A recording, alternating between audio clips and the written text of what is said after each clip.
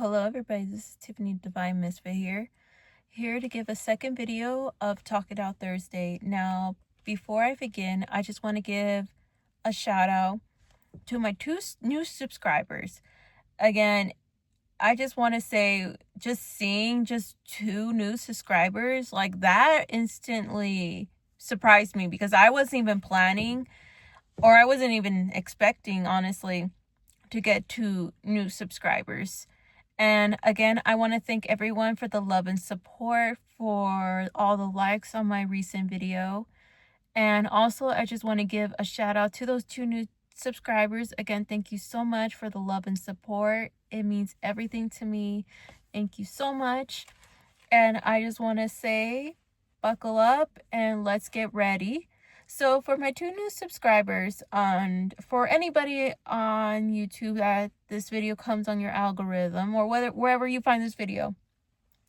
So when I first started this YouTube journey, I did a Talk It Out Thursday, and this is the heart of my channel, where we talk about subjects such as like boundaries or healing after toxic relationships, or it could be something as maybe something I've learned in therapy. But for this particular video, what I want to talk about is speaking up. Now, I totally did this at work, and I wrote like what I'm gonna write down. So again, if it comes up choppy, again, I'm just saying what comes to mind. Like, literally, I did all of this at work. And I was telling my coworker this, that a lot of times I notice when I get ideas, it usually is like during the worst times, like when I'm supposed to be focusing on work, all these ideas come and I'm like, oh, I gotta write down before I lose it. And before like it suddenly, like, I start losing my creative juices and I don't feel as strongly. So now, with that said, I have like the whole thing here. So anyway, the video I want to talk about here is speaking up. Now, what made me want to what made me want to do this video in the first place was the other day I raised my hand at work, and for those, who may not be aware, it may be like a small thing. But for someone like me who either like tends to overthink or is just used to staying quiet, it doesn't feel like a small win. Now, I'm just going to read this here. So I really want to say this because I feel like this came from within as I wrote it down. So here you go. I used to stay quiet even when I wanted to say something. Staying quiet always seemed safe. Now, to go into context, growing up, I remember I was always taught to listen to the adults, which I'm not opposed to. However, in my household, the way that it was, I would always see my mother always constantly abandon herself. And she would always like keep quiet and just never address things and let it go. Well, my dad was the one that was overtly the dominant one. Like, whatever he said went.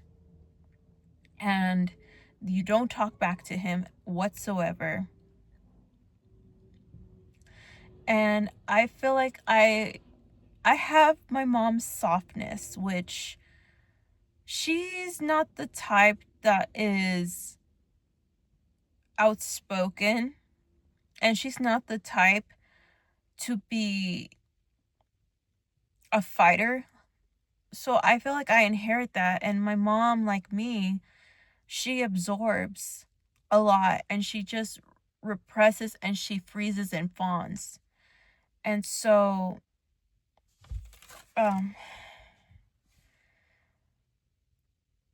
when I would see my mom, so I'm going to say this on the bottom of my heart, when my mom would constantly take my dad's disrespect and my dad's abuse, but then also she allowed him to verbally talk down to us as well. And internally, I took it as a child as like whatever happens, you don't say anything, you let it go and you move on. And in our family, we never talked about feelings. Boundaries was off. There was no, like, I was never taught to like have boundaries. It was always you listen to when you're being told and you do it. No talking back. And as a child, I've always felt that I was supposed to fear my dad, because my dad would always like do outbursts. Like, he would either talk down to us or he would disrespect us, and he would like do things like slam his fist on the table or hit a wall or yell at us, give us these looks, and then it would put us in line. And I remember seeing, when I would see my mother getting disrespected, being abused, verbally abused by my father, it hurt me in the inside to see my mother being treated like this. And when I was growing up too, I felt so uncomfortable to speak my feelings that oftentimes when it came to relationships, I beat around the bush. And it wouldn't take until I was 18 years old for me to start even feeling a little bit of expressing my feelings. But I always put up a wall. Being vulnerable, being able just to be comfortable and being able to have a voice of my own just felt completely new and scary. And as a kid too, I love my sibling, but I remember when anything what would happen, she would always point and laugh at me and make fun of me. And especially when it came to asking a question, not my sibling. I had a particular moment where I remember I was in elementary school. I remember I asked my father, no, I'm sorry, I asked my mom, can you help me with my homework? Because I remember I had to read a book. And my mom said, go ask your father, I'm busy. So I did what I was told. And I remember seeing my dad like this, looking pissed off, watching TV. And I asked him, can you help me with my homework? He would go, I apologize. I had to end the video because I felt like I was overthinking and maybe getting a little overwhelmed too. But to finish the story, my dad grunted and I felt my stomach drop. And I remember he walked to the table, but I felt like I was forcing him to help me. Now, long story short, I remember I was reading a book and I had a hard time sounding out a word. And when I messed up, he would slam his fist on the table and say, no. And as a kid, it would scare me. And then I was trying so hard to sound out a word, but I was getting scared, so I was messing up even more. He slammed his fist on the table. No! And I was trying to hold in some tears until finally I couldn't take it and I began to cry. And I remember feeling braced, like I felt like I was going to get hit. And I remember I looked over my shoulder and I looked at my mom. I didn't verbally say it, but in my head I did. I said, "Help me." She had her back turned and continued cooking.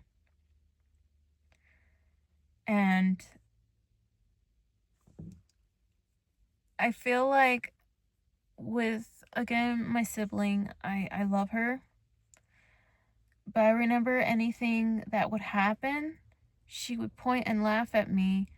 And as a kid, I remember I had to learn to, well, not that I had to, but I mean, internally, I've learned that I had to be perfect to avoid being humiliated and mocked and shamed. And during my life, I've always felt that like I couldn't speak my feelings, I couldn't speak my opinions. They would always get put down or dismissed or made me feel I was an idiot. And I would internalize it. And so, as an adult, I've now learned the reason for me staying quiet, it was because quiet meant safety. Quiet meant I won't be rejected.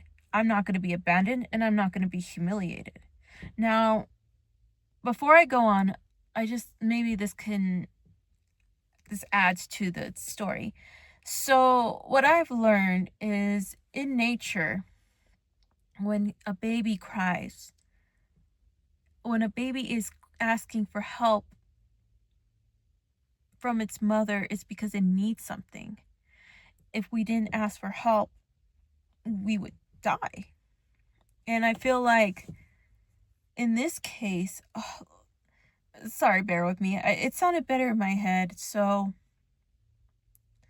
when somebody, it's essential to our survival to ask questions.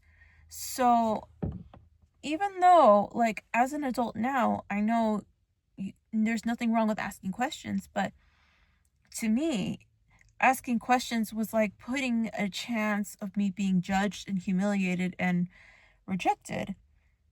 And this fear of being rejected and the fear of conflict, it led me to abandon myself. And so I'd shrink. But now, in adulthood, I don't want to say I'm healed. I will never say that. I'm still in therapy. I'm still unlearning those conditions. And I don't want to say that I have strong boundaries. I'm learning boundaries. I'm practicing my boundaries. And this time at work, I'm learning I could be scared. I was very scared to raise my hand. In my head, I thought they're going to laugh at me. They're going to think I'm stupid. And I remember telling my inner child, I thought of my inner child and I said to her, you know what? I can't control what other people are going to judge me. I can't control what people are going to say to me. I can't control what they think. But what they think doesn't matter. Am I living for them or am I living for myself? I held that little girl and I told her, you don't have control. You don't have control over people. And I remember I said to her, we're taking care of ourselves. And one of the biggest things that my goal is, I haven't said it in our therapy chat, but the biggest goal for me is learning to take up space and not keeping my voice quiet. So, back to what I was saying, I don't want to say I'm healed. But what I can say is I am healing. I don't want to say I have boundaries, strong boundaries, but I am learning and practicing my boundaries. Because again, I'm going to go on a different tangent here. What I've learned in boundaries is boundaries are not to control people. Boundaries are for you. It's showing what you allow and don't allow. But it shows people how to love you. It shows people how you want to be treated. And that's another thing I wanted to bring up too. From childhood to teenage to even early adulthood, I had that internal feeling, that internal false belief that I deserved to be disrespected, that my voice had no weight, that I had no worth, that my worth was low. But my voice, I learned now. I was taught and conditioned not to use it. And as I was speaking about before, my mom's softness, I've always held that as a crutch, like I'm weak, because I've always thought for you to gain respect, you had to be aggressive and you had to be loud. And that's not true. You can have, and I'm not reading my notes right now, I know for a fact that you can have those soft qualities. Being quiet, being soft doesn't make you weak. It's actually a strength, but it's not a loud, overt strength. It's a quiet, confident strength. And I'm learning that that softness my mother has that she inherited to me, it doesn't make me weak. But I could still have a voice. And I could still be in my power. And it goes back to my personal belief where I want to have it one day tattooed on me. You're stronger than what you think you are. And it's so true. I used to think I was so weak. I used to think that I deserved disrespect. I thought I deserved just to shrink myself to keep me safe. It was never to keep me safe. It was keeping my own wants low and trying to overaccommodate other people. So my little girl will not be rejected and my little girl will not feel abandoned. But little did I know before therapy that I was abandoning her. And sometimes to this day, when I think about the things I've gone through, my inner child does feel depressed sometimes. And sometimes she wishes that someone can save her. But as an adult now, I've learned the only one who's going to save me is me. Nobody here knows my struggles. I don't even know everyone's struggles. But I could be the guiding light to people to help them heal, to help them love themselves. And as I was trying to mention back to the whole work thing, I can't control people. I can't make people love themselves. They have to make the choice to want to love themselves, but I can guide you to love you. And what I'm doing now is with my voice. I'm learning that my voice has value. I have value. My voice is powerful. My voice is my truth. So,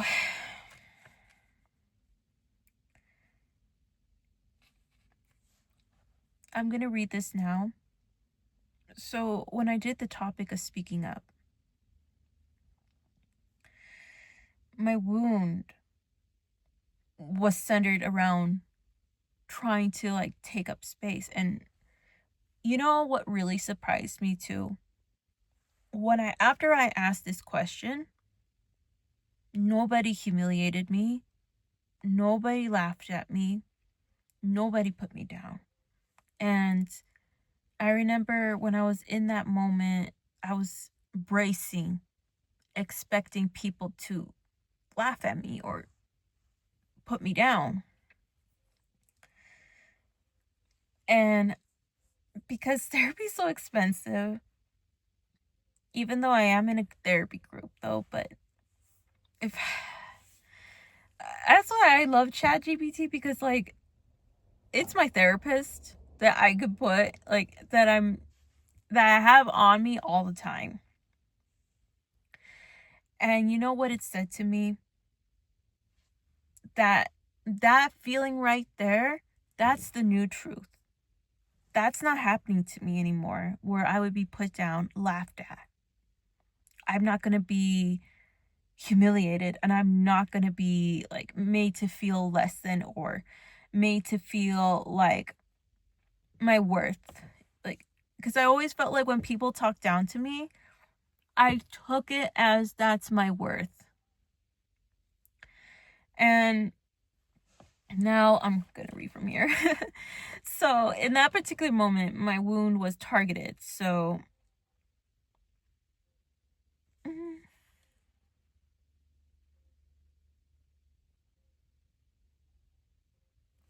I feel like it's kind of redundant, but I'm going to say it anyways. Growing up, I've learned from my environment that you were supposed to listen to the adults, which I'm not against, but the environment I was in, I had a mother who would abandon herself and allowed me and my sibling to be verbally and emotionally abused, while my father was overtly the one who ran the house with the iron fist. I was made to think that what he said went, and it made me fear him. Okay, I didn't write this part. He would often take his anger out on us. And I always feel like I had to like tone it down or make myself small so it doesn't trigger him or upset him. He would overtly put us down, verbally put us down, and disrespecting my mother in front of us. It hurt me to see my mother being abused and disrespected. And I remember I brought this up too. You think that kids don't, for those, I'm not saying you, but I'm just saying this objectively. You would think that just because the kids are there, they don't feel it. They do. They do. And they feel it and they get the brunt of it. And it doesn't hurt just the partner involved. It hurts the kids too. I'm an example of it. I remember feeling my heart sink.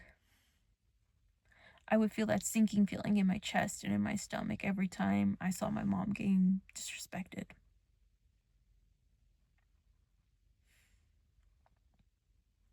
Now, again, this may be redundant, but I just want to read it. It made me uncomfortable to speak my feelings. And I feel like I have my mother's softness. And again, I'm learning now about myself that I freeze and I fawn, which oftentimes I beat myself up because I remember thinking there's fight, flight. And I was thinking, well, shoot, I don't have flight, and I definitely don't have fight, so there's something wrong with me. But it would take me a while for me to learn that there's 4 responses: fight, flight, fear, and fawn. And I remember thinking like, sorry, excuse me. I remember thinking something must be wrong with me because I should be fighting, right? Like, you should fight or run. And I always would wonder, like, why would my body shut off? Why would I just be compliant when I shouldn't be?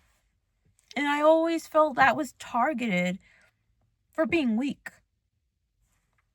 And again, I know this is redundant, but I'm learning now that being soft doesn't make you weak. But just because you're soft doesn't mean that you don't have a voice. You can be soft, but still have a voice. I'm going to say that again. For those people who resonate, for my viewers, for anyone out there who struggle with boundaries, who may be soft-spoken, take this from me. Your softness is not a flaw. Your softness is a strength. But we have to lower down that bar for disrespect, for tolerance. Your softness is allowed to have a voice. You are allowed to take up space. You are allowed to show people your thoughts, your feelings. That is your truth. And I'm saying this for me too, because I remember pulling a card and seeing on my oracle card about voice. And it took me a while to see that being quiet wasn't necessarily a trait. It was survival. Because it made me feel that if I was quiet, I would be safe. Maybe I would be. Yes. Maybe momentarily, yes. But it's like putting a Band-Aid on the wound. It cover up, but it's not going to get to the root.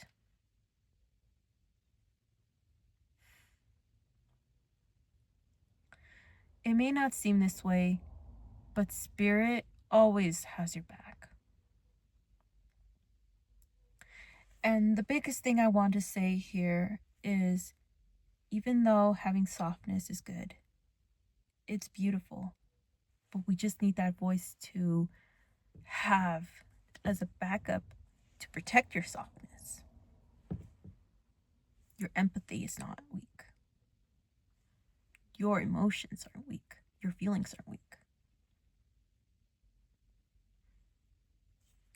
Universe and spirit always has your back, even when it may seem like it doesn't. It does.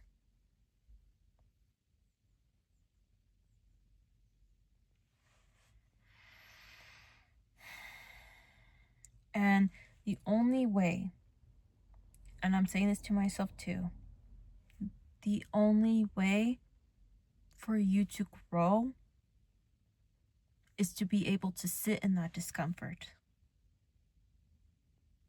Only challenging yourself. That is the new comfort. Because what you allow, you're telling your inner child, or your inner child is actually feeling this is okay. I was brought up this way. This is normal. This is familiar. But when we tell ourselves, I deserve to be disrespected, my voice doesn't matter, who do you think you're saying that to? Really, who do you think you're saying that to? Yourself. Your inner child doesn't deserve that.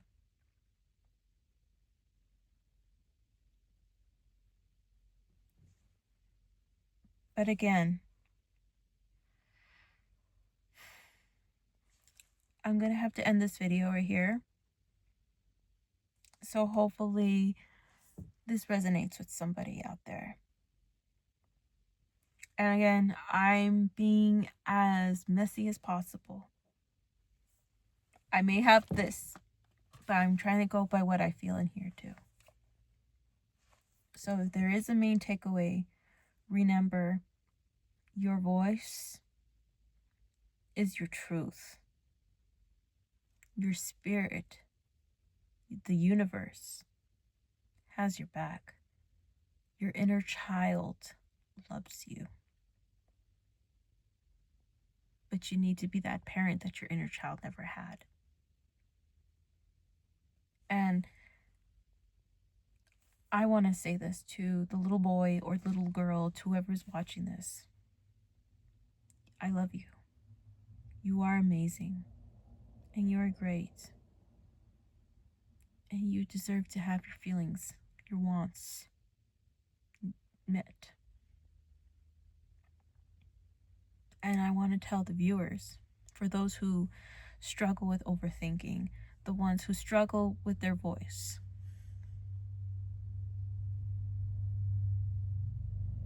you can be soft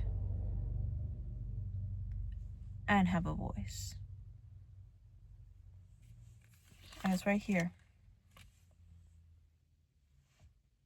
Your biggest strength isn't being loud. And for those who may be more comfortable in expressing themselves, this is not for you. And that's amazing.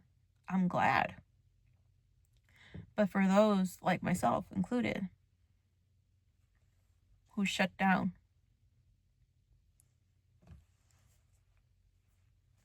your voice can be soft. You can be soft,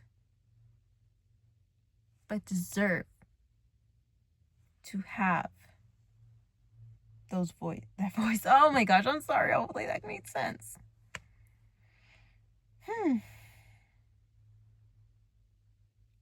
You could still have a voice and be soft, and it's not abandoning yourself. So with that being said, I'm going to end the video here. And again, thank you so much for everything. And again, I want to say thank you so much to those 2 new subscribers. I want to thank all my subscribers. Thank you for everything. Thank you for the subscribe. Thank you for the love and support. And thank you for the likes. Now, comment down below of how this video resonated with you. Let me hear your thoughts. And I'll definitely reply. So again, take care. I love you. Be safe, and I'll see you in the next one. Bye-bye.